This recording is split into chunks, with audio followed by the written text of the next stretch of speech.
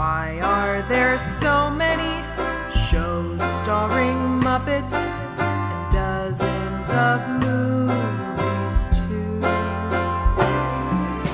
They said they'd watch everyone and they mean it. It's something that they've got to do. So now they've pledged you a lifelong commitment. The Muppets, Matthew and Sam.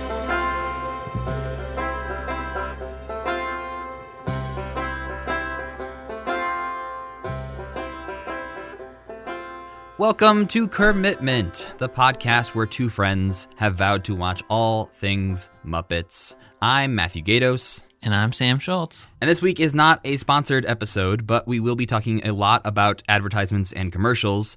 Because we mentioned in the last episode that maybe we'd scale back a bit on how many things we watch per week. And then this week we went ahead and watched 340 commercials. We watched too much, but we had to. We had to get it all out in one thing. And it was very convenient. The person, thank you, whoever that was, who edited this like 2-hour-long compilation of every possible commercial that's out there on the internet that Henson made in the 60s. It was very convenient to watch, but it's also so much. Especially when every ad is somewhere 10 seconds long or something like that. Some like are even shorter. I think there's like 6 long. or 8 second ones.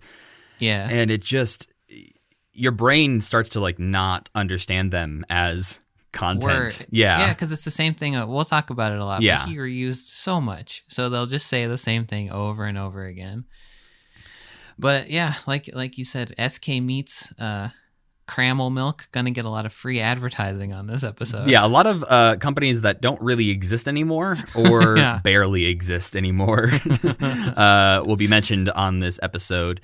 And on the note of the compilation we watched, like I said in previous episodes, we will always tweet out on our Twitter at KermitmentPod what we're watching, and usually a playlist of where you can watch it with us.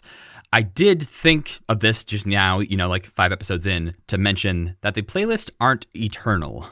We are not making these uploads. We are not producing these videos. We are just creating the playlist. So... Yeah, if you go to listen to this episode a year from now and you click the playlist and the video's not there that we mention, sorry.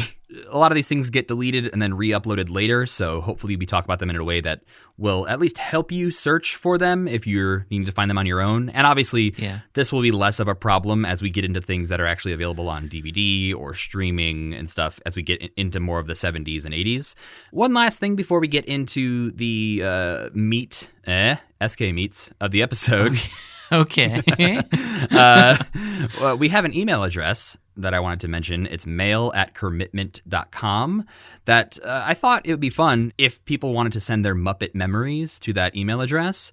It can be about a specific movie or a specific TV show that we're going to talk about in the future that we can talk about your Muppet memories on that episode. Or if you just have general Muppet memories from your childhood, sort of what we talked about in episode 1, share those with us. We'd love to hear them, and we might read them on the show. And if you met a Muppet, hit us up. Oh, yeah. Too. We're very curious about people who've met Muppets. Yeah, we're probably going to have some friends of ours, some coworkers of ours who have actually worked with Muppets on the show at some point as guests to talk about their experience in working with Muppets. But if you have met a Muppet, definitely share that story with us.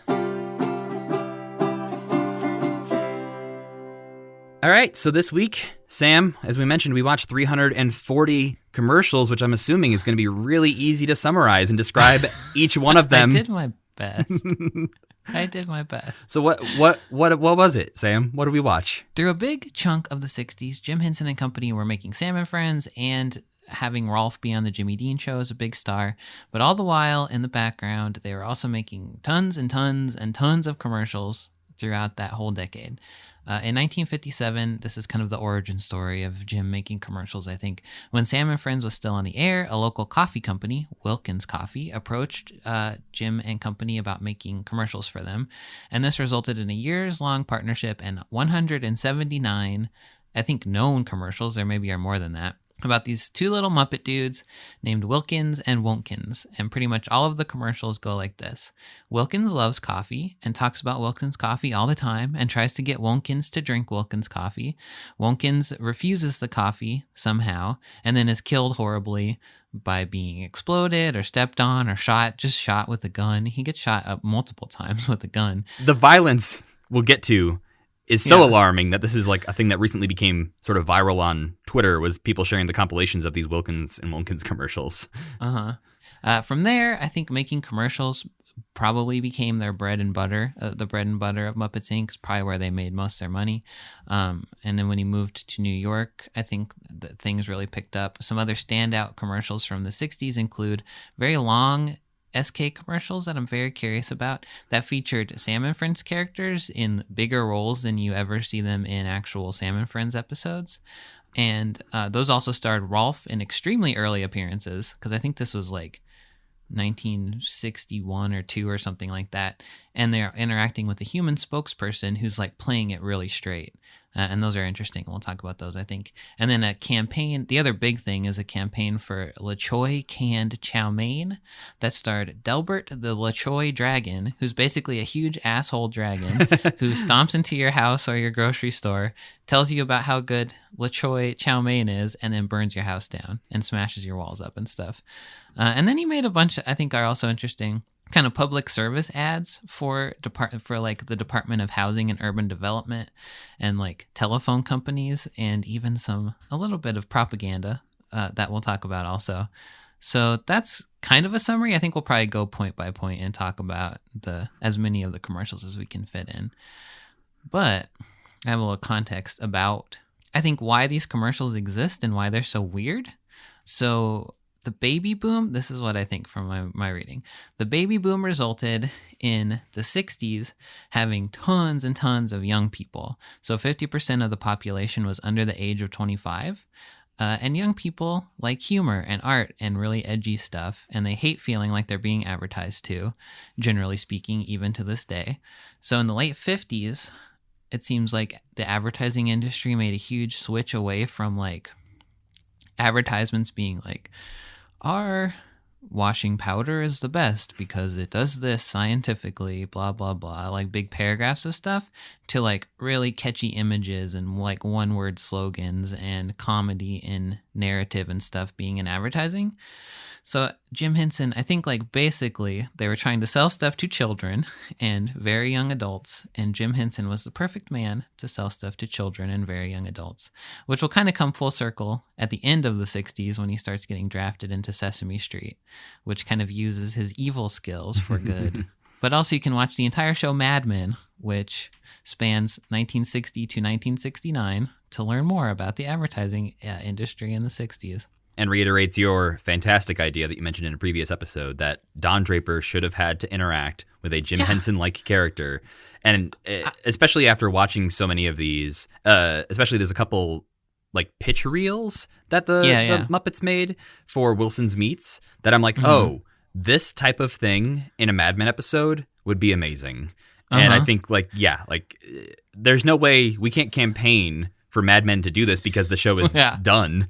But and if they brought it back, it would be like set in the 80s or something. Yeah. So too late. Which I don't want to see Don Draper's life in the 80s. I do. We should do a Mad Men podcast after we watch all of the Muppet stuff. We're never going to be done with the Muppets, Sam. Oh, that's true. Remember, this is a lifelong commitment.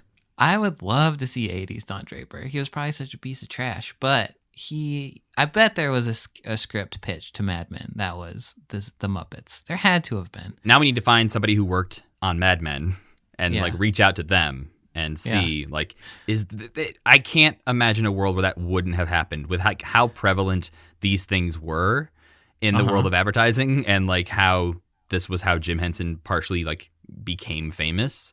Like I can't imagine they never thought of that idea, at least. We could write a spec script and send it to Matthew Weiner and just send us back a letter that was like, okay. He's like, you realize this show is over, right?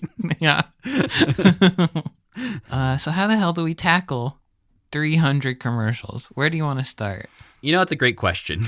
I think it's important to note that, like you said, there's 179 Wilkins company commercials that they did out there. And we were able to watch around 149 of those because that encompassed Wilkins Coffee, Wilkins Tea, and Community Coffee, which was apparently also owned by the Wilkins brand at the time. It was like a regional thing. I think the name changed depending on where you were in the country. Yeah. So we were able to watch a lot of them, which was like surprising when I started looking up how many we actually were able to see out of how many existed. And it was surprising to see that we were able to watch 149 out of the 179. Yeah, we're probably not missing much with those other like 30 whatever. I think we get the gist of it. And that was kind of what I found when I started looking at some of the brands that they were known to have done commercials for throughout the 60s that we were not able to find to watch this week. And that was things like Florida Orange Juice, Donovan Coffee Company, Celanese Chemical Company, American Oil, Standard Oil. There's more Tasty Freeze commercials out there. There's more Southern Belle commercials. There's Lifesavers commercials out there somewhere. But when I looked up a lot of these, like I looked up a lot of the McGarry's sausage commercials and Clausen's bread commercials and Cramel milk commercials that like we were able to watch like 4 and they did like 30. But the descriptions of them that I found were like, oh, it's the cannon one. Oh, it's the submarine one. Oh, it's the swimming pool one. So it was that same thing where they were doing all of these commercials we saw for Wilkins. They were doing most of them or a lot of them for all these other brands. So the stuff we didn't get to watch is not that different from the stuff we got to watch. Yeah. Like there's like we watched like 3 or 4 different Tunnel of Love commercials where Wilkins and Wilkins are going into a tunnel of love. Wilkins asks Wilkins, "Do you drink Wilkins coffee?" And he says, "No." And Wilkins tosses him overboard, comes out the tunnel of love by himself and says, "I only go with men who drink Wilkins coffee." And then we have the exact same thing happen for Nash's coffee and Cramel milk and all these things. And it seems that they also did that one for McGarry sausages and Ivory detergent and all these other things. So, I don't think we missed a lot by not seeing the commercials that we just couldn't find. We saved ourselves a lot of torture of watching the same thing happen over and over again. I was a little afraid of unearthing this like well of other commercials that I was going to have to send you like midweek and be like, hey, I know you just watched 340 commercials. Here's another 200. I was also very worried about that when you like late in the week were like, oh, I'm still looking into it. I was like, fuck you. I'll find more. Yeah, no, thankfully I did not. It seems like every commercial that is on the internet currently is in that one compilation. So I was very grateful for that. But imagine how like making 300 commercials, even in 10 years, and they probably made way more than that. It was probably torture for them to go and be like, today we had to film 10 commercials. They're the same exact commercial, except we have to say a different name for the thing. And we have to blow up this house 10 different times. And like, probably not the most like artistically fulfilling thing to do. No, but I think it probably provided a lot of income early on for Muppets Inc. And it also, on the Mike Douglas show, I think they mentioned that the hard ones take a day. Like the complicated ones take a day to shoot, whereas like normally they can shoot a few of these in a day. And so the idea that like, okay, Wilkins Coffee wants them to shoot 180 of these things. Who knows? That might have only taken them a month to like record all those things. And I think a lot of these other ones, because so many of these are very localized commercials, that I think it was okay to do the same commercial for a coffee company as long as it wasn't in the competing like television market. Right. So it was that sort of thing of like, I'm sure someone from Boston saw the Wilkins coffee commercials and was like, hey, I got a friend in Delaware who would love you to advertise his coffee. Want to do the same exact commercials for him? And they'd be like, sure. How much are you paying?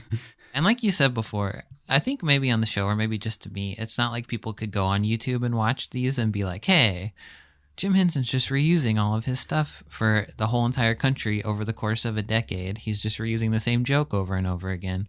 They would never know. So it didn't matter. And it was also kind of like admirable to me that he was so comfortable with just being like, well, we'll churn this out. We got this written down. We'll use the same joke over and over again. Well, and it felt to me like I think the creative vision comes from the idea that I'm going to guess that and most of these at least, the company didn't have a lot of creative control. In some of these, it feels like they're not even really promoting the coffee. Like, there's times where it's like, okay, but wait, this time the coffee made him blow up. Last time it was not drinking the coffee that made him blow up. So do I want to drink the coffee or do I not want to drink the coffee? Well, it's hitting people who want to blow up and don't want to blow up. So there's a commercial for everybody. It almost feels like with some of those, like the Wilson's Meat, like this is the commercials we made.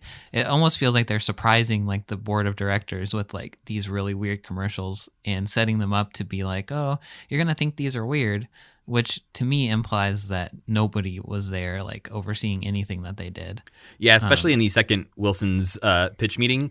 It's like they made weirder commercials that would freak them out and be like, oh yeah, we can do not puppet stuff, but look how weird it's going to be. Now you're dying to get the puppets back, aren't you? I loved that stop motion one. Yeah. That really lazy stop motion one where like partway through he like cigarette burns the part of the set and like puts his hand through it on accident. Yeah, and they have they tape it up and you see the repairs. The two Wilson's Meat pitch reels were both, I thought, like fantastic things that the public was not supposed to see, which is always interesting about some of these. Is like some of these are commercials that never aired anywhere that we watched, and then other ones are the Wilson's Meat pitch reels that were sent to the Wilson's Meat Company to basically say, hey, let us make these commercials for you. Here's what we would do with your money. And in the first one, they show that like they would take Wilson's money and party and get drunk and like have a wild night. And in the second one, they're like, oh, so sorry about that last time when we used all your money to get drunk. This time we're going to use all your money and make some bad, really stylized 60s commercials. Yeah. And keep tricking you into giving us more money. Yeah. And then at the end, going back and just partying because that's what worked so well last time. I think I always short sell how smart people must have been back like in the 60s and stuff, or like how like everybody's had the same brain as they do now. So everybody probably thought the same stuff was funny. But those feel so sophisticated to me. Yeah, I think those ones are the most eye-opening ones as far as like who these people were, why they were doing what they were doing, and the thought process that went into making these commercials. Because it's very easy to like look at the Wilkins Coffee commercials in a slightly cynical way and go like, oh, they were just trying to make a buck. They realized they could make the same commercial for 20 different people and get paid. I think it is like they saw a great joke and they were like, this joke works no matter what brand we attach to it. Like, why would we stop telling this great joke? When watching all 342, I think actually 342 was the total at the end of the day. After watching all of those, one of the things that I came away with was, yes, a lot of these are repetitive. A lot of these will just like numb your brain a little bit as you're watching them. But the ones that stood out the most to me, like you mentioned the Delbert, the LaChoy Dragon, he is one of these rare finds amongst this group of things that they did specifically for a brand. Like Delbert, they even say in the LaChoy presentation that he was an exclusive Muppet, which is something that they didn't do very often. No. And we had the LaChoy Dragon commercials, which were very like specific. We had the Marathon gasoline pumps, which was like a one-off commercial they did with the singing gas pumps. We had the weird flying A robot film that we had. That was like an industrial film. Yes. They played at that's what. Which I think we might end up doing a whole episode about industrial films later on, because I think they made a lot of them in the 70s. And in the 90s they started getting hired a lot. I think there'll be probably at some point a whole industrial films episode, because one of the things we didn't watch for this is their early IBM films that they did with Ralph, and even with Cookie Monster as well. Yeah. So I think we will talk about those maybe all together at some point. Okay. It's also a thing like those sense. were sort of internal use only type things. So maybe we can't even find that many of them to talk about. Right. We'll see. Right. But I think the ones like the SK Meats longer commercials where they had the spokeswoman Pat McKenzie there interacting with the Muppets, the LaChoy Dragon, the Encore, Anki, I believe was his name, the little Encore Muppet. I hated that guy. I loved Anki. He seemed like there's something wrong with him. He's very odd because there's only two, I think, that we got to watch, and both of them end with him just tapping the thing, and it just lingers for a really long time as he's just tapping silently on the meal, like, eat it. Anki seemed like he had been brainwashed or something like that. Yeah, Anki was not his own person. And then there was the Packnit ones, which were like a whole other weird genre of commercial where they were longer, there was a story, they had created these original character like fairy tale things, and so for me, all of those that like were made specifically for a brand that were not recycled later on felt very different, even though they were happening like at the same time as a lot of these other ones. Yeah, I think as the years went on too, they started to do, because like Rolf was made for Purina commercials, or there was like the Kinner Goonie Bird who was. We only had one Kinner commercial for the Easy Bake Oven, but I think there was a ton of those because he like showed up on their packaging and stuff. That Goonie Bird did, and then the RC Cola Bird. So I think like once they hired, what was the guy's name who built the puppets? Oh, Don Celine. Yeah, it seems like maybe after they hired him, they started to just churn out new puppets more frequently. Because I think like the counterpoint to what you're saying, not the counterpoint, but like the opposite of what you're saying about the special characters thing, is that as you watch these, you see that they just reuse there's 10 puppets that they have or something like that they just reuse over and over again. Yeah. When we start talking about Packnet, I think like those in particular made me sad because they are Tinker D stuff, like maybe even sets from Tinker D and like all the characters are Tinker D characters who are just like slumming it in these commercials, and you're kind of like, oh, you could have been something. You were so close. Now you're in Shrinkenstein. You're in Shrinkenstein. Yeah. But maybe let's talk about LaChoy first. Yeah. You want to? Because I loved these. I think the LaChoy Dragon has entered my top 10 favorite Muppets. Yeah, he's hilarious. I think we discussed this maybe via text, that he's maybe the most likely murderous puppet. Because I think in real life, he's also the most dangerous Muppet you can encounter. Yeah. Not even fictionally speaking. He's like 7 feet tall. He bursts into your house like a Kool-Aid man, and he can breathe fire. Yeah. And he doesn't care. No. He just breathes fire all over everything. Yes. And even like the other characters in this the commercials are like, "Hey, watch it, buddy." And he's like, it's burnt by dragon fire. There's one where he's in a grocery store telling this lady about so the commercials start out with him. There's a whole bunch of these commercials, and they start out with him interacting with another Muppet character and burning his house down. But then it seems like maybe a year into the campaign, they gave him more money, so they built like a Big Bird-sized Delbert the LaChoy Dragon. Yeah, before it's like it's like a Ralph or a Cookie Monster, sort of like a hand puppet kind of thing that's like just above the table. And then we start to see giant 7-foot-tall Delbert appear. Yeah. And there's one where he bursts into a grocery store to tell this lady about how great LaChoy food is. And he's setting everything on fire. And there's like this really bored grocery clerk behind him who's like, oh, this shit again. He's like putting out all the fires as he goes. And then he like walks down the aisles and like purposefully swings his tail into all the cans. That's very good. Mm-hmm. No, I feel like he reminds me a lot of... I mean, obviously, because they're all the tall, like, costume characters, but, like, Bear from Bear in the Big Blue House, why am I forgetting his name? The dragon on Eureka's Castle, which is not a Muppet, but he's very, Magellan. like... Magellan, yes. The dragon, He's very, like, Magellan on Eureka's Castle is very sort of, like, clumsy, turns, he's got a big tail. That one specifically was when I started to, like, really love Delbert as a Muppet, because, like you said, he just burns the sign. The worker at the store is like, this is happening again. He's in here all the time, pushing this chow mein. And the woman seems genuinely terrified of this giant dragon because he's like, buy LaChoy. She's like, I will. There's one lady whose house he bursts into, and she just like at the end of the commercials, he's like laying down. And she's like... he like knocks her over, and then she's like, okay, see you later, and then he smashes through her wall. My two favorites in the LaChoy Dragon run is the concept of both of these is somebody at home doesn't know how to cook, and so he jumps in to help. And so the first one is a very sexist one of like, this new bride doesn't even know how to boil water. So LaChoy Dragon's here to help you out. And he comes in and helps her out with the chow mein. And then her husband comes home and is like, wow, I can't believe you made this amazing chow mein. And Delbert runs in from the other room, dumps a can into a bowl and says, don't forget the noodles, and then runs out. And the husband's like, what was that? And she just is like, he's just a friend. And I'm like, that explains nothing.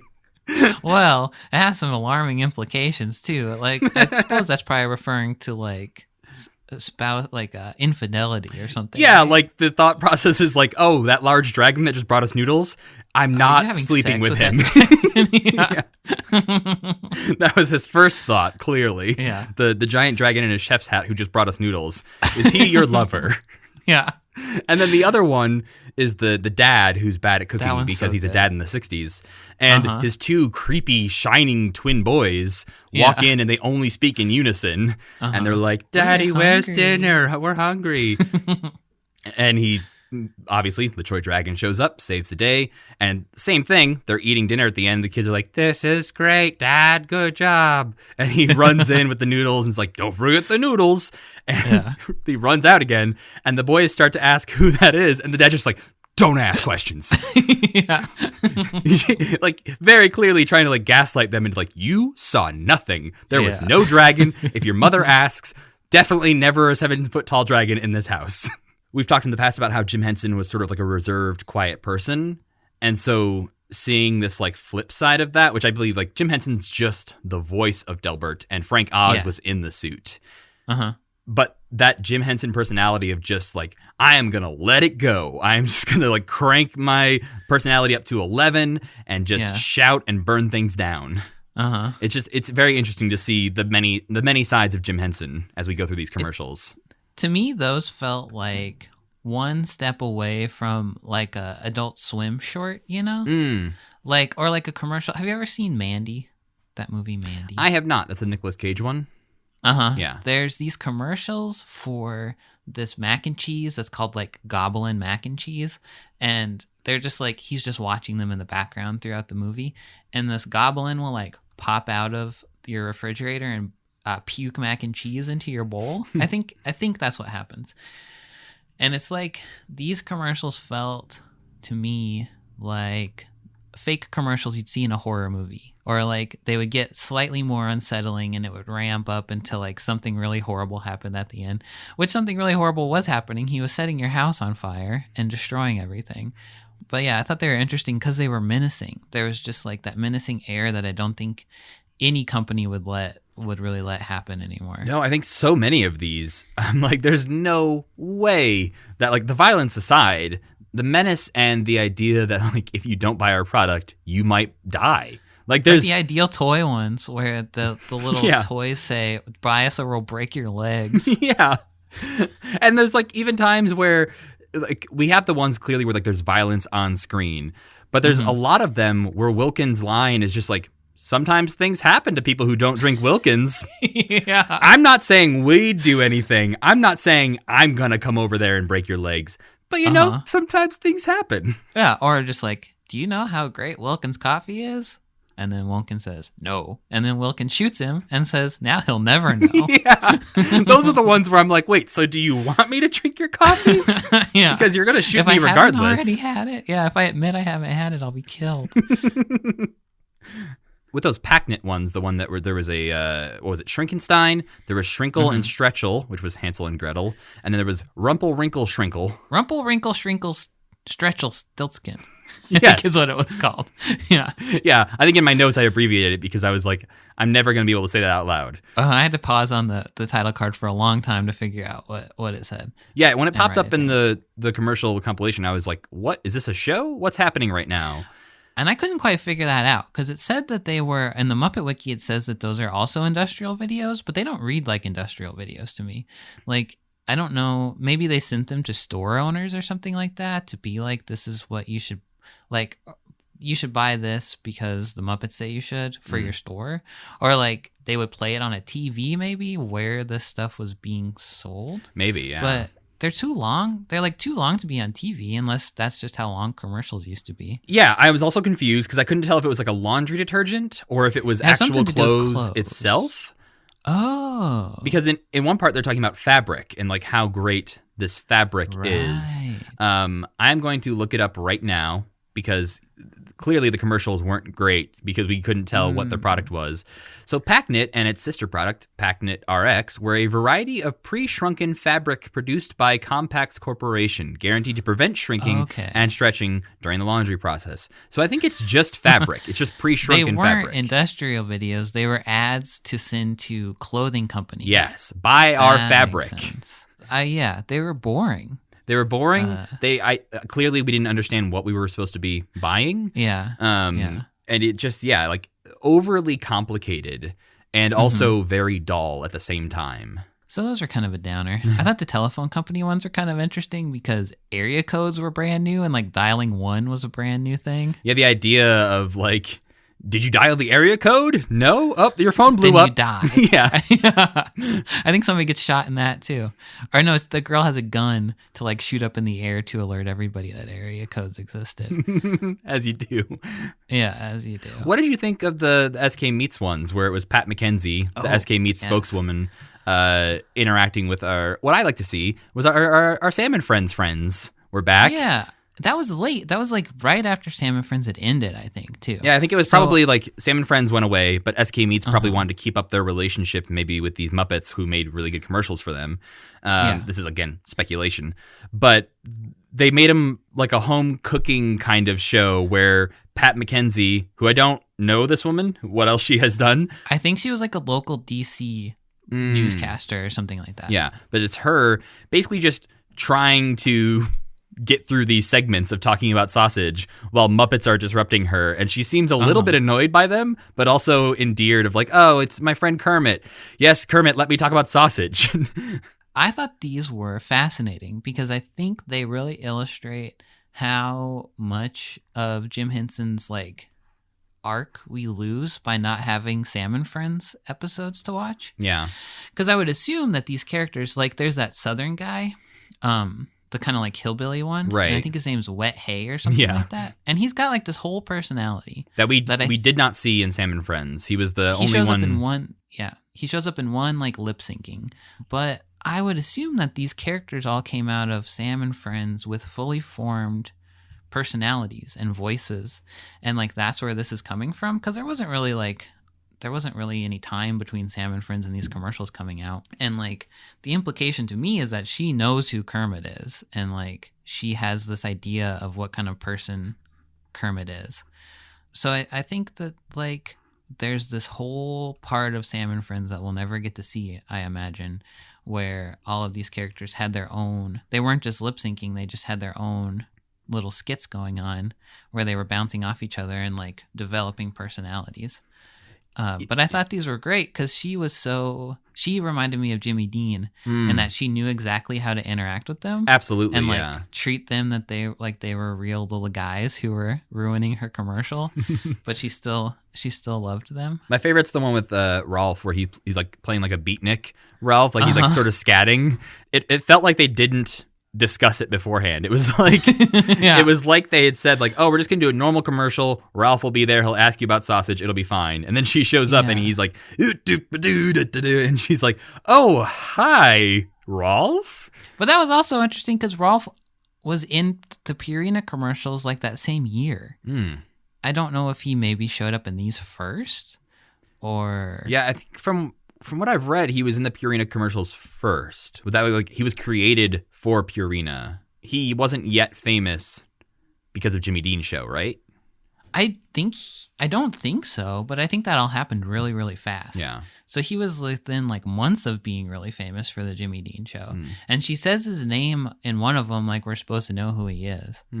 But she says everybody's name like we're supposed to know who they are. So I'm not really sure. But those were very fun. Those are almost like early Muppet Show kind of thing, almost like that kind of interaction with a human being. Yeah, and they like also reminded me of when we see Muppets on talk shows or on Sesame Street, where it is like the human is the one guiding the thing, and the Muppet is there to add some flavor. There's a number of commercials that are there's the overly complicated ones, but then there are just a handful of these Wilkins and Wonkins ones where they're just saying like, oh, Mr. Wilkins says we have to sell more coffee. Buy Wilkins coffee. And that's the whole commercial. It's just, hey, buy coffee. I think Mr. Wilkins stomps on Wilkins at one point. Yeah, he says like what punches somebody through a phone or something. He says like, what's going to happen if I don't buy Wilkins coffee? And then he gets stepped on. He's like, Mr. Wilkins will put his foot down. And I kind of like those too because it reminded me of like those Looney Tunes where the coyote and the sheepdog would like clock into work. Like Wilkins and Wonkins go to work to murder Wonkins a million times a day because he hates this coffee. They had to have gone through many Wonkins puppets. They literally set him on fire a couple times because he says something like, Mr. Wilkins hired me to promote Wilkins coffee, and then he gets set on fire and he's like, I guess he just fired you too. But like he's literally on fire. Like in the one commercial that's like better quality and in color, you can see that he's soaked in some sort of like fire starting liquid before they set him on fire. Yeah. And like that's a one-time thing. Like you get one chance to burn your puppet. Yeah, I was curious about that too. And like throughout the whole history of the Muppets, there'll be gags and stuff where they'll get like powder blown on them, or like they'll get wet, or they'll get something dumped on their head. And I've always wanted to know if they have to rebuild a whole new puppet after that, if that's like a stunt puppet that they didn't spend a lot of time on. But they don't look like they didn't spend a lot of time on them. They're like, yeah, I think there's many different versions of a lot of these puppets where sometimes they don't have the hole because they're not going to use them as a puppet. They're just going to throw them around, or they're going to maybe not spend as much because they're not going to see them up close. And I am curious to figure that out at some point. Maybe we'll learn that in the Muppets on Puppets episode. Yeah, maybe. Maybe we'll have to talk to a person who makes Muppets and ask them what the heck's going on. Yeah, where do these stunt puppets come from? Like, if you get a Muppet wet, is it just done? Is that the last time you can use that Muppet? But I have seen an image on the internet where it was like early Muppet Inc. days where there's just a file cabinet and there's a drawer labeled Kermits, and they just like pull out a drawer and there's just like 6 Kermit puppets crammed in a drawer. I want to talk about the Mirinda Craver. Why am I forgetting the Mirinda Craver? Orange Mirinda was the drink that was, at the end. Yes, it's like an orange soda called Mirinda, where it's basically this like Tricks the Rabbit kind of character who's just constantly trying to steal orange soda. Yeah, but it's successful in like most cereal mascots. Yes. And like the Mirinda Craver freaked me out, and I couldn't figure out why until I looked closely. And the Mirinda Craver's eyes move and blink. And I thought that was very interesting, and very interesting that they didn't ever do that again for like anybody. But I think maybe Sweetums can blink his eyes. I was gonna say, I know a handful of Muppets do have like a blinking mechanism, but I think there's something you're right about the moving eyes side to side with the blinking, and also just his sort of like big blobby form that he has going on. Yeah. There's something a little bit Grimace. He looks just like Grimace. He is a bit grimacy. I kind of loved him, but I was also kind of terrified. And a lot of the Muppets in those ads looked different. Like that weightlifter was also kind of creepy. Yeah, I don't know. He had a very weird like stubbly beard that I didn't love. His like arm proportion was really different than a lot of Muppet proportions. They're very long, but I think those are worth checking out just because they're so creepy. There also like is a slight bit of animation included in those. Like the logo for Mirinda was something that I noticed right away. It was like as the logo's coming up, there's like it's an orange logo and the orange sort of drains out of it. Like it's drained out of it. Yeah, which was again like after watching 340 of these other commercials that didn't have that much going on, like visually, aside from like the puppets themselves, it was interesting to see sort of the later commercials get a bit more in depth. Oh, I remember one I want to talk about. Yeah. The propaganda one. Oh, yeah. So, I think you looked into this actually before. I did. Yeah. Halfway through this compilation, like almost exactly halfway through, there's a commercial in Spanish with subtitles where the puppets are the Muppets are talking about voting and how important it is to vote, and how when you vote, everybody's working together to get things done. And I was like, what the fuck is this? It seems very weird. Like you have some of the housing and urban development ones, but outside of that, there's not really sort of like message-based ones. But this is definitely stands out. One, because it's in Spanish as opposed to all these other ones. And two, they're very adamant about voting. It is your right. It is your duty. So on the Muppet Wiki, it gives a little bit of a hint into what this is. So it's a commercial, and maybe one of many, I think, that the Muppets people made for the United States Information Agency, which was basically like a wing of the CIA, I think, that made capitalist and democratic propaganda to send out to, because this was like the height of like the Cuban Missile. I don't know if the Cuban Missile Crisis has happened yet, but who's the guy who's the head of Cuba? Fidel Castro. Yeah. But Castro had very recently overthrown the Cuban government, I believe, and there was all kinds of communism happening in that part of the world. So this commercial was sent to the Dominican Republic in the early 1960s, after in 1961 the CIA had assassinated Rafael Trujillo, who was the president of the Dominican Republic, and I think he was like a dictator. And they installed a democratic government shortly after that. and this was a commercial to teach you how to live in a democracy, basically. And I think there were lots more of these, and I'd be interested to see if any of those ever surface again. But I thought that was very interesting. Yeah, like the Muppets were part of propaganda for the U.S. government, for the CIA. There's a few Wilkins commercials that rag on communism a bit. Yeah. There's one where Wilkins goes in and there's like party line coffee. Oh, I like that. Yeah, no, I thought it was like it was very good. That commercial was very good. But then there's a later one. They get into Wilkins coffee commercials that are like a news report, and there's a news reporter. Scoop Wilkins and Skip Others. Yes, which is very good. The names of Scoop Wilkins and Skip Others. Scoop Wilkins is always the responsible reporter who's like in the newsroom going out to the field, where Skip Others is usually messing up his job very poorly. But in one of those, they're reporting on a Russian astronaut or cosmonaut that's like coming back down to Earth, and they're like, but he's very upset. And there's like, why? He's like, because he landed back in Russia. Yeah, there's a really racist one too. Super racist. I did want to mention that too. About communist China. It's a Chinese laundry joke that they do. Yeah. So just be aware that if you're going to go ahead and watch this compilation, that there is definitely some racism in there. Yeah. And this is far less important or offensive to anyone. But just on that same note, Jim Henson's truly awful British accent comes out in his performances, which was surprising to me. I felt like Jim Henson is one of those people who I'm just like, he can do anything. And then they do some Wilkins tea commercials, and he's like, pip, pip, cheerio. And you're just like, oh, Jim Henson, maybe don't do any more British characters. I would very much disagree that Jim Henson can do anything. Jim Henson has two voices. He's got three voices. He's got his normal voice, he's got his Kermit voice, and he's got his Rolf voice, which is the one he tweaks just a little bit for a bunch of different characters. Everybody, like Harry the Hipster is Rolf, Dr. Teeth is Rolf, the LaChoy Dragon is kind of Rolf. The LaChoy Dragon is Rolf with a little bit. There's something different about his voice. I think he's a little bit meaner sounding or something. He's more gruff than Rolf. But everybody is a Rolf, and then there's Kermit, and that's about the extent of it. So the Wilkins T version of Wilkins with the monocle and the top hat is stepping outside. Yeah, yeah. But steps outside of that little realm of voices that Jim Henson has available, and not successfully. Stinks. No, it's bad. Oh gosh, I keep remembering things. Did a lot of toilet paper used to be scented back then, do you think? They were very big on talking about the scent and the color of the toilet paper when they were trying to pitch Aurora bathroom tissue. And yeah, it's weirdly like sexual. Like this weird hand is skating around and touching the toilet paper. And touching her own hand butt, kind of, in a few parts.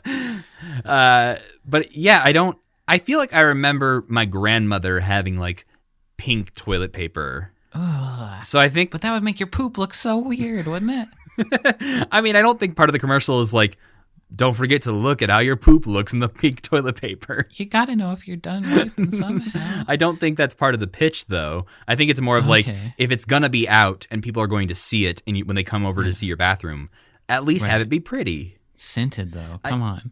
I mean, I guess that's also as part of like, like if you're going to have potpourri or something in the bathroom or a candle, this is a version of that, of just like, it smells good for some reason. But then it smells like poop plus whatever it smells like. I couldn't get over that. As someone who's pooped, have you ever pooped in a black toilet?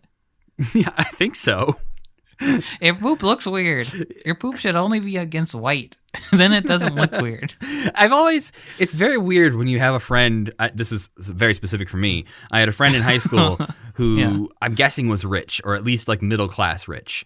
Golden toilet. Did he have a golden No, toilet? it was a black toilet, but it was that thing where I had never been to somebody's house that like I could tell walking in, oh, they have money. But then using their bathroom, one, they had a bidet in there, and two, all of the things in the bathroom, the sink, the toilet, the bidet, all black. Yeah. And it feels, and I think it was also, they had a push button on the top of the toilet.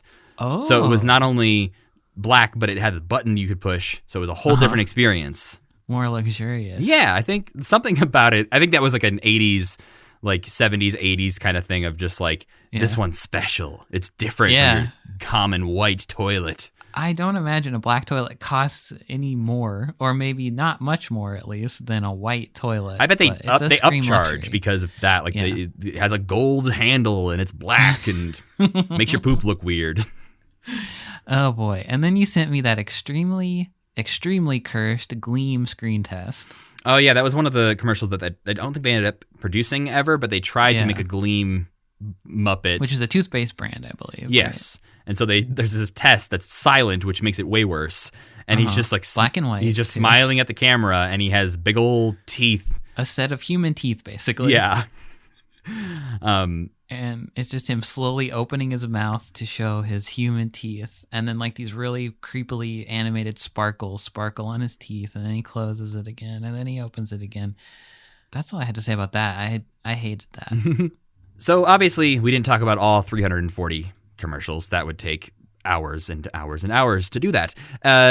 So we're probably overlooking some as we're recapping this, but feel free to go watch that compilation. Probably don't sit and watch it all at once. You might not have a good time doing that, but you don't have to watch all the Wilkins ones, to be honest. You can skip through the first like 45 minutes of this after you watch like 10 of them. Yeah, if you've seen that like compilation that's on Twitter of like watch these weird old violent commercials, you probably get the gist of most of the Wilkins commercials. But I think around that like midway point, they start getting more interesting, and when you start seeing color, when you start seeing commercials in color, is when they start being a little bit more in depth. But the ones that we haven't really touched on that we definitely do want to touch on are the Wheel Stealer ones and the Muncho commercials, because those show us the very earliest versions of our Muppet of the Week, which is Cookie Monster. Beautiful transition. Look at that. But yes, Cookie Monster, real name Sydney, probably. What? Yeah. Really? So there's been a couple times apparently Cookie Monster has said his name is Sydney. But he always kind of says it in a way of like, I am Cookie Monster, but I think before I was into cookies, I was Sid? Like oh no, he can't remember? He kind of can't. It's sort of sad. That's horrible. But he has like these vague memories that he used to be called Sydney and Sid. He's used both at times. So it seems like his real name, his birth name, given name, Christian cookie name is Sid. So again, there's a whole lore here of Cookie Monster that sort of exists, but is only vaguely touched on from time to time. But the puppet that is Cookie Monster started off because he was designed by Jim Henson as just like a simple sketch of Cookie Monster with sharp teeth for the Wheels, Flutes, and Crowns commercial, which was in 1966. We watched that as part of this compilation. Basically, Wheels, Flutes, and Crowns seems like they were 3 different types of snacks all made by the same company that were different shapes. And there was 3 different... I feel like they're bugles, probably. They like seem one of sort them of... was bugles. There was 3 specific monsters created who would come and take each one of those. There was the Wheel Stealer for the wheels. We had the Crown Grabber, who grabs the crowns. And then we had the Flute Snatcher, who snatches the flutes. And there's a bit in the commercial where they transition into, like, your family members. Because you never know who's going to be a Wheel Stealer or whatever. Exactly. They're in your home right now.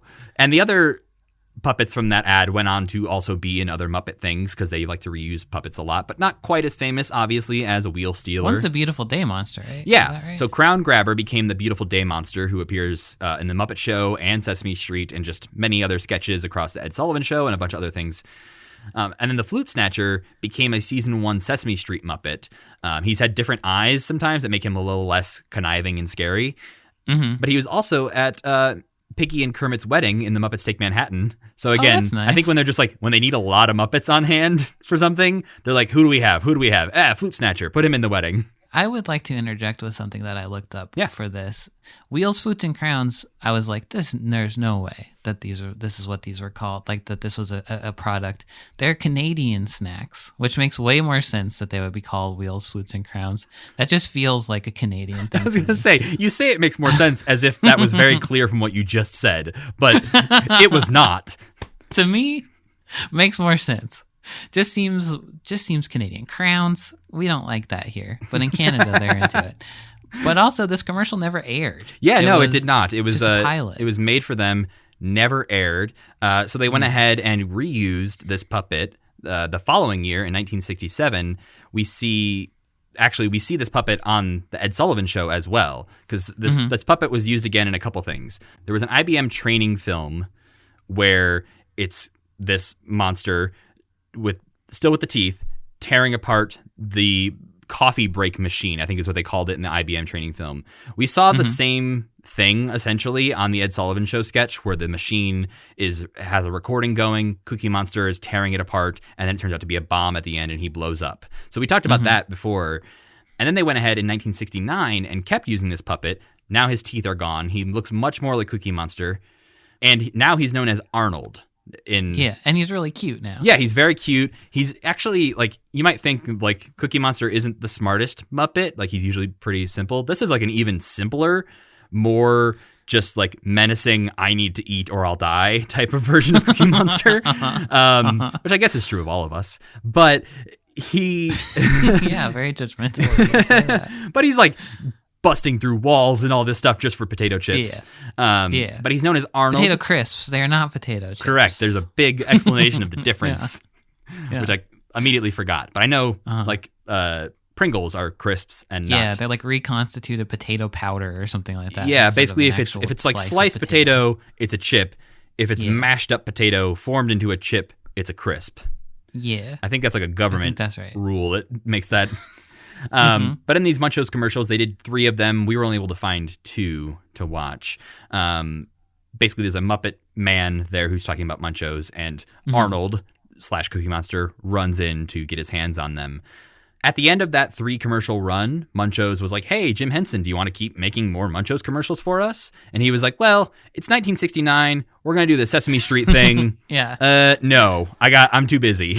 So did not continue doing more Munchos commercials. Instead, he takes this monster, Arnold, over to Sesame Street. Beginning of Sesame Street, Cookie Monster is there pretty early on. Like, he is there, I think, in episode 1. And he is essentially that character from the get-go. He does not have the name Cookie Monster initially, but he was the monster who ate everything still. I think they saw their form that they had built for him, where he could eat things and throw things all around. But pretty early on, his love of cookies was established. I think it was like episode 11, where they make him like in love with cookies. But he also in season 1 refers to himself as Tiny. Like, he calls himself Tiny. Like, his name is Tiny, or he is Tiny? Like his name is Tiny, and he says he has a brother named Fred. I believe these are both only mentioned like once in season 1 of Sesame Street, and then does not come up again. The guy in the Munchos commercial is named Fred. Maybe they're brothers. That's a weird reality. This normal looking Muppet man. It's cute. I like it. But in the commercials and on the Ed Sullivan Show and all these things, Jim Henson was the one performing as Arnold / Wheel Stealer. But as soon as it started on Sesame Street, Frank Oz took over. And Frank Oz was Cookie Monster from 1969 through about 2004. He kind of stopped full-time in 2001 and then occasionally would make appearances again and through 2004.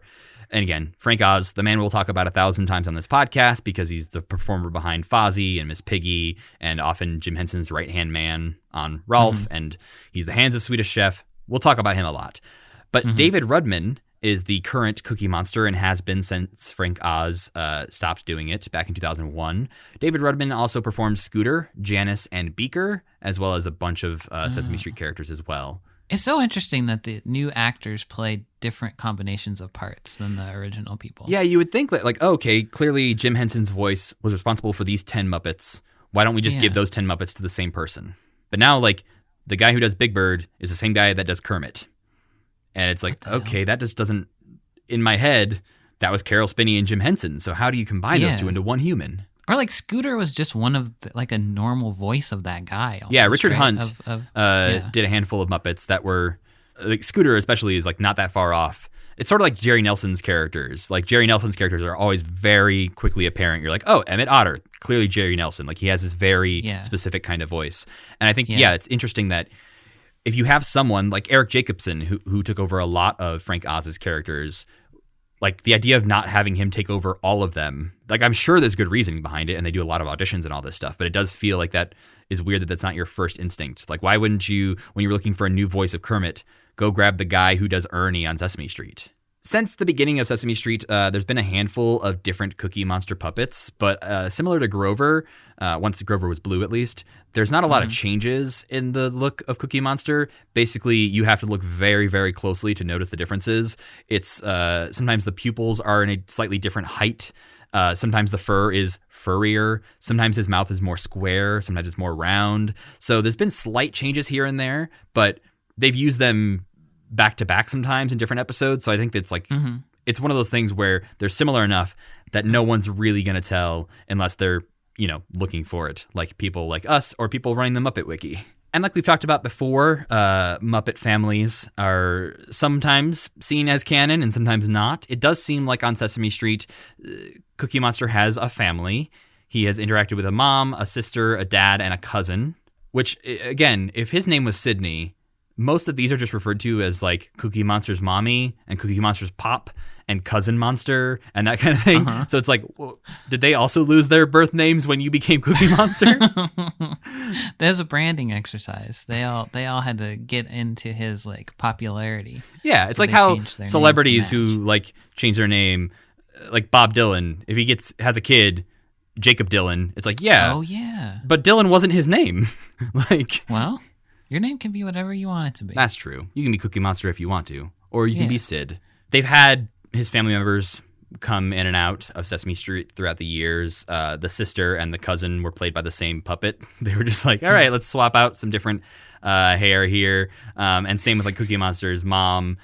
Like when I was talking about the different versions of Cookie Monster that they've had throughout the years, as they've like updated the Cookie Monsters, which is the same thing they did with Grover. They use the older Cookie Monster puppets as alternative Cookie Monsters. And there's a very good Muppet Wiki article that talks about Cookie Monster's disguises that he's done throughout the years, which I did not realize was as vast. But there's a very good picture. Just look up Cookie Monster dressed as Ernie, where there's a story on Sesame Street where they're trying to figure out who stole the cookies. And Cookie Monster says that he saw Ernie do it. But what it turns out is it was Cookie Monster disguised as Ernie, which is just Cookie Monster in a striped shirt and a little tuft of hair. He looks good. His eyes look real crazy. He looks so much smaller. Like he's very weird. His head's tiny. Yeah. It seems like Cookie Monster got famous very quickly. I sent Sam something to listen to before we recorded. And it's a song by John Lennon called Hold On, which was recorded in 1970, so right after Sesame Street debuted, pretty much. And it's a very nice, calm song. And then at a minute and 8 seconds in the song, John Lennon just yells, "Cookie!" It has nothing to do with anything at all. And it's kind of scary. And it goes right back into being a very nice, sweet song. But I gotta tell you, in 1971, Mr. Ringo Starr did the same thing. He said cookie? Yep. His is a little bit more in the vein of the song. Like, it actually makes sense. But there's a song where he's talking about, like, watching TV. And he says, like, something about watching TV, cookie. And, like, does the voice as well. Like, the song that he wrote is apparently, it's called Early 1970. And it's apparently about the Beatles breaking up. So I don't know if he's referencing the John Lennon song where he yells cookie. Yeah. Or it's just Ringo Starr being a Ringo Starr and wanting to talk about Cookie Monster. But I found it fascinating that two of the Beatles made Cookie Monster references within the first couple years of Cookie Monster existing in the first place. Ringo Starr wrote a song called Early 1970 in 1973. Feels like you maybe need to give it a little bit more time before you are nostalgic reflecting on. Yeah. But looking at Cookie Monster's main trait, eating cookies, it's the one thing we know about him. We know that he starts chomping down on cookies. They dissolve. They fly out all into bits. Apparently, they tried real cookies at one point, and they're too sticky. They get all over the place, get on him, so they can't use real cookies. They're not real cookies? No. So they've tried a number of different things. One of their early switches was over to rice cakes that they would like paint to look like cookies. But when they made the switch to high definition, people were like, those aren't cookies. Like, we can tell. So they came up with a cookie recipe that includes pancake mix, puffed rice, grape nuts, instant coffee for color, and hot glue for the chocolate chips. Oh, no. So... He's eating hot glue? Yeah. and a weird mix of other ingredients that apparently makes it look enough like a cookie, but makes it very easy to just shatter into bits. Oh, okay. That you got to make a real delicate cookie. Yeah, and apparently somebody, I think it was maybe the performer David Rudman, alluded to at one point a writer accidentally went to take a bite out of a cookie because he thought it was real. Oh, no. But apparently there's a show called the Furchester Hotel, which I did not know existed. The Cookie Monster spinoff. Yeah, which looks fascinating, and I'm sure we'll watch it at some point. But I think that one is shot in the UK, actually, I think I saw. But they use real cookies for that show. It's illegal to make fake cookies in the UK. That's why. We all know that. But they do still... They use certain ingredients that aren't as sticky or gross and don't ruin him. They use painted and colored hot glue globs, again, for chocolate chips. So it seems like the chocolate chips are the main issue when it comes to that. Yeah, you're going to get chocolate all over your Muppet. Yeah. You don't want to do that. But apparently for that series, they typically bake 200 cookies per week. And I think, for me, one of the biggest things that came out about Cookie Monster in the last 15 years was the whole Veggie Monster controversy.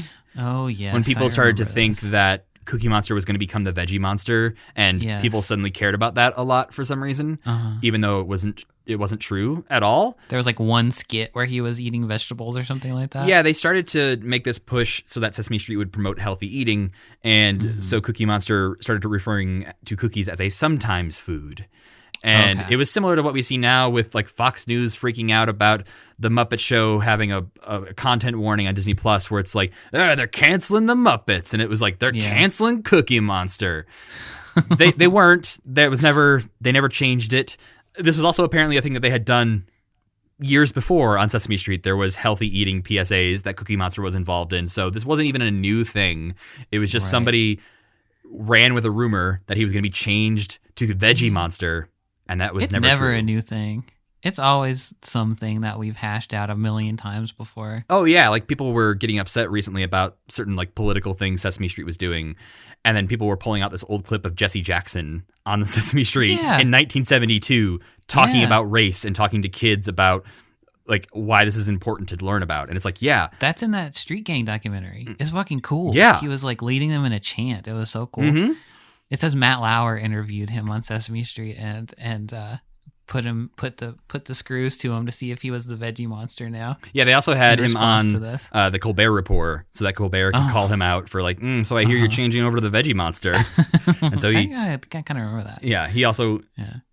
there was a fun time in, I think, 2010 or something like that, where there's a Facebook campaign to get Cookie Monster to host SNL, which still think is a good idea, but it did not happen. But he did end up appearing on an episode that Jeff Bridges hosted as like a, hey, I'm here. Didn't get the host, but I am here.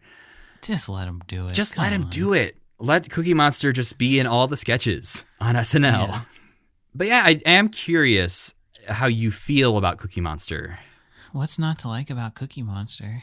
I think one thing I like about Cookie Monster a lot is that he is kind of one of the last men standing from the classic cast. Like, of course, there's Big Bird and Oscar, but like Grover's kind of gone away. Muppets have come and gone. As far as like popularity goes, Elmo kind of overshadowed all of them. Yeah, but Cookie Monster has always kind of been recognizable, pops up in everything, is in as many skits as he's ever been in, I feel like. Has his own kind of thing going on. And he has like crossover appeal with grown-ups in a weird way that a lot of other guys don't as much. Yeah. Because like you said, he's kind of the one who's most likely to show up on other show like the Colbert Report or whatever. Like Big Bird has to always kind of be a baby. Elmo kind of has to always be a baby. But like Grover, Bert, Ernie, and Cookie Monster can kind of be more grown-ups. And I think that is maybe part of what gives them that appeal too. Because he can just show up and make a mess and like scream. And everybody likes that even if they're not a little kid. But yeah, I love Cookie Monster. I love the way his eyes google around. I love his little tiny head. Yeah, I realized when looking up Cookie Monster and reading about like a lot of the things he's done and a lot of his TV appearances, like he has a really good one with John Oliver that they did, where I like unscripted Cookie Monster better than scripted Cookie Monster. I think he's one of the best like freeform improv, and this is probably like David Rudman, like big ups to David Rudman. But whenever he's being interviewed on a talk show or in outtakes from things, or they did a very good series of videos, I think, on I don't know. It was one of those like the Muppets answer the web's best questions about the Muppets. Right. There's a video that's also Muppets doing impressions of each other. Oh, That's very cool. interesting from like a performer point of view of like, oh, so this is Cookie Monster doing an impression of Elmo, or Abby Right. Cadabby doing an impression of Cookie Monster.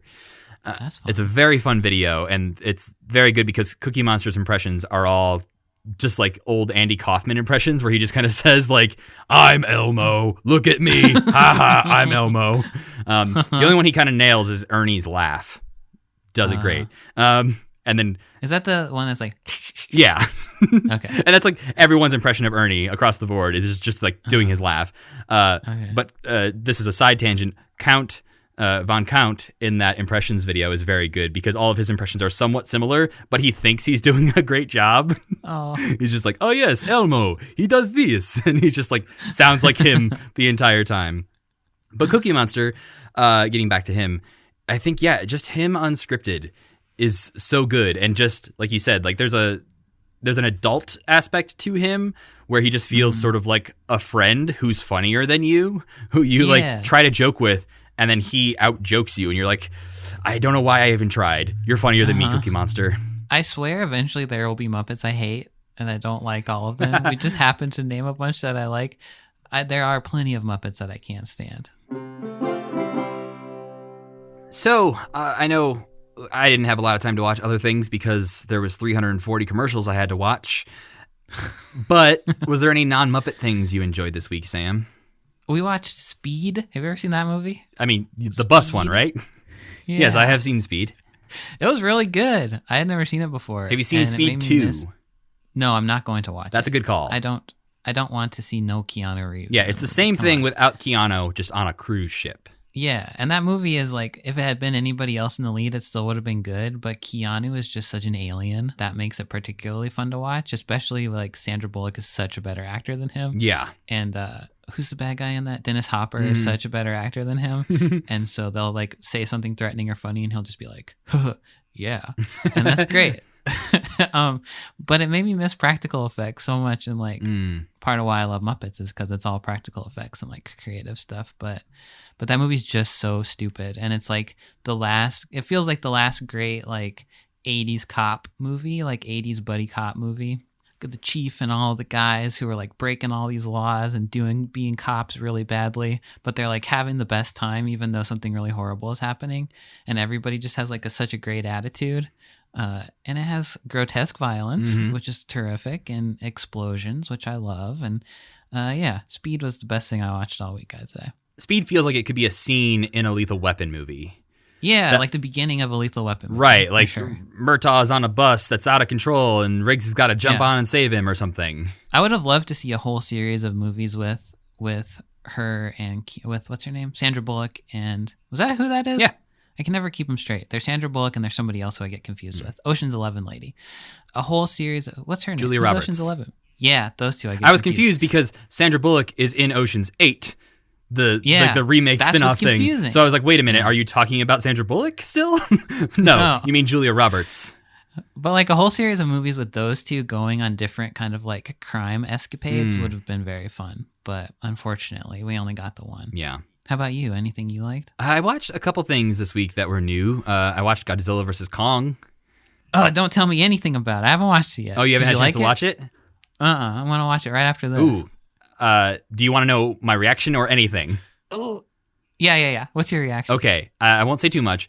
It's not my favorite of the Monsterverse movies. Okay, fair enough. It's weird to say because I think it might be my least favorite, but I don't dislike it. Okay, that makes sense to me. Yeah. Like, I can see that. Yeah. Kong Skull Island is so good that it's hard to top that as your favorite. Yeah. So I like all of them, but I think this one might be on the bottom of the list. Even worse than the first Godzilla? The new Godzilla? Yeah. That one has a point. That one's trying to do something. Like, Yeah, that one has a point and I of think view, yeah. there's stuff I could talk about that would be reasons why, but I don't want to give you too much to think about going in. It'll be my favorite thing next week, so we'll talk about it. But the other thing that I watched this week that is maybe something I didn't expect to enjoy, and to be fair, I'm still not sure I'm fully enjoying it because I'm definitely not the demographic, but it's the new Mighty Ducks series on Disney Plus. It's the Mighty Ducks I Game didn't know Changers. that was a series. Yeah. I didn't know that was a series until it popped up on a banner ad on Disney Plus. I thought it was just a movie. I was kind of disappointed it was a series. No, and I think it's interesting because the premise feels very movie-like. Basically, the Mighty Ducks are now the bad guys, kind of. In the first episode, the main kid gets cut from the Mighty Ducks because they're like this. They're basically the Hawks from the first movie, where they're sort of like the cool kids play on the Mighty Ducks now. And so his mom is like, oh, well, hockey should be about having fun. Let's make our own team. Lorelai Gilmore. Yes, Lorelai Gilmore. Okay. Actually, Lauren Graham is like, let's make our own team of underdogs who can't make it to the good teams, but just want to have fun playing hockey. And so they recruit all these kids. It's like a Bad News Bears type of thing where they recruit a bunch of kids who aren't that great at hockey to start playing hockey. It's like a Mighty Ducks kind of thing. Yeah, but at least in Mighty Ducks, they could all play hockey. That's true. Some of these kids cannot even skate. They get a goalie who's just really good at video game hockey, or like put him in the goal, and he's like, I don't know how to do this. I know how to play video games. I don't know how to play hockey. But Emilio Estevez is giving it his all. Okay. That's what I was curious about, if he was phoning it in or not. No. If anything, I don't think anyone's phoning it in, but everyone else is playing it in a little bit more of like a sentimental kind of like not super realistic feel. Like it's a little bit heightened. Yeah. Whereas like Emilio Estevez just feels very real, very grounded, and like a very good character. And I'm like, this is very interesting. I did not expect to see that in this show. I sort of expected like a more cheesy vibe to it, which is definitely there. And I don't think the humor is quite on the level of the old 90s Mighty Ducks things, but it's written by the same guy, Steve Brill, who did the old ones as well.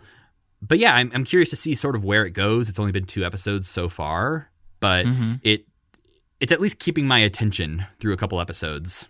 I just don't like this TV model of stuff too much. I wish they'd release them all. Like, I used to wish they wouldn't release them all at once because you'd binge it too fast. But now I feel like some of it's so slow. Like, I had that problem with WandaVision, sort of, where it's like the mystery wasn't quite captivating enough for me to be like, oh, I can't wait till next week. It was more just like, I just want to see what happens already. Yeah, I feel like it's a show-by-show type of thing where... Yeah, like Mighty Ducks, I feel like they could have dropped the whole thing at once, and I'd be happy to like spend a Saturday getting through it. But I feel like Mandalorian and WandaVision for me, I was happy to have those week by week so that I wasn't just like out of Mandalorian to watch. That's true. Mandalorian was okay, and I think Falcon and Winter Soldier has been okay too. I haven't watched any of that yet.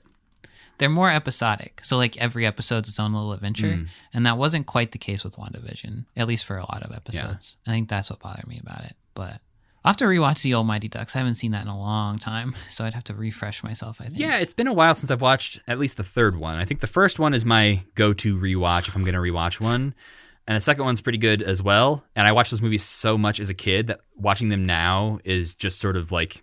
I could put it on in the background and probably recite it as I'm watching it because it's so ingrained in my brain. Right. And that's another thing. Like, it's one of those where I watched every episode of Fuller House on Netflix.